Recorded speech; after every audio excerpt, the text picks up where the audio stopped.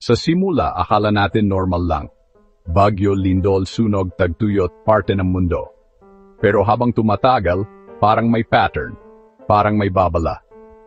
Sa aklat ng pahayag, isinulat mahigit 2,000 taon na ang nakaraan. May mga talang tila kumakatok ngayon sa ating panahon. Nagkaroon ng malakas na lindol. Ang araw ay naging itim.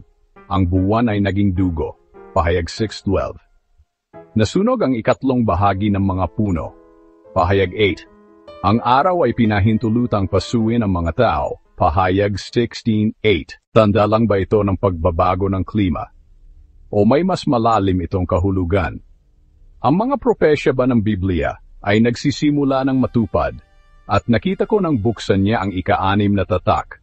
Nagkaroon ng isang malakas na lindol.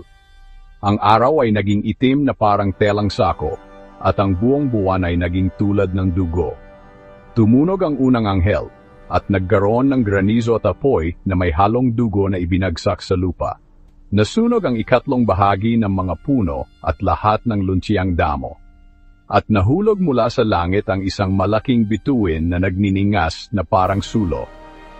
Ang pangalan ng bituin ay Mapait, at maraming tao ang namatay dahil sa tubig sapagkat ito ay naging mapait. At ibinuhos ng ika-4 na anghel ang kanyang mangkok sa araw at pinahintulutan itong pasuin ang mga tao sa pamamagitan ng apoy. Napaso ang mga tao sa matinding init.